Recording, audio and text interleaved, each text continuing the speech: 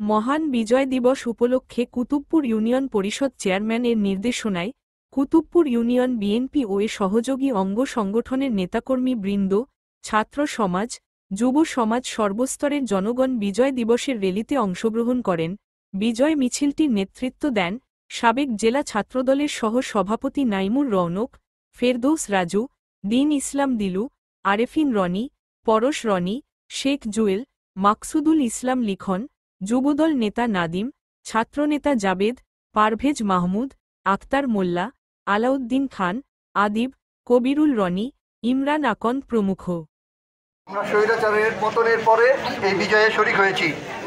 আপনাদের এই বিজয়ের মাসে আরেকটি খুশির সংবাদ দেই, স্বৈরাচারকে যেভাবে আমরা পতন করেছি ঠিক একইভাবে মনিরুল আলম সেন্টুর বিরুদ্ধে যারা ষড়যন্ত্র করছে এই বিজয়ের মাসে তাদের ষড়যন্ত্র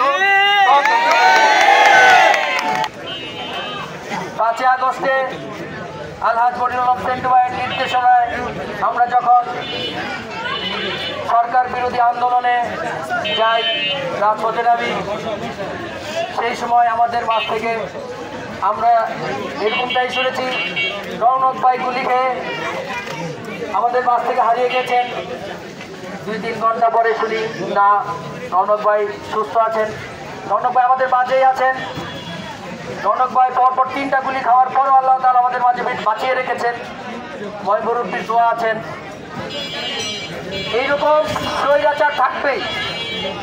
আলহাজ মনিরুল আলম সেন্টু ভাইয়ের বিরুদ্ধে এখন স্বৈরাচার নেমেছে। আমরা এই স্বৈরাচারদেরকে ভয় পাই না। প্রতিবারই এই স্বৈরাচারের বিরুদ্ধে জনগণ নেমেছেন, স্বৈরাচার পতন হয়েছে। সেন্টু ভাইয়ের বিরুদ্ধে যারা স্বৈরাচারী করছেন জনগণ নামবে। কুতুবপুরের শান্তিপ্রিয় মানুষ আলহাজ মনিরুল আলম সেন্টু সাহেবের নেতৃত্বে বিগত দিনে ঐক্যবদ্ধ ছিল, আমরা এখন ঐক্যবদ্ধ আছি।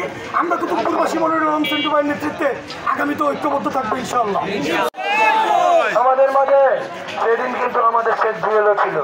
সেদিন একটি কথা বলেছিল জুয়েল, যে আজকে আমরা সেন্টু ভাইয়ের নেতৃত্বে এখানে এসেছি, যদি আজকে আমাদের মৃত্যুবরণ হয় আমাদের কোনো দুঃখ নেই। তো আমরা জনগণ, এই কুতুবপুরের মানুষ সবসময় ছিলাম সেন্টু ভাইয়ের পাশে, কখনোই পদপদবীর ভয় করি নেই। ইনশাল্লাহ আমাদের পদপদবীর ভয় নাই ইনশাল্লাহ।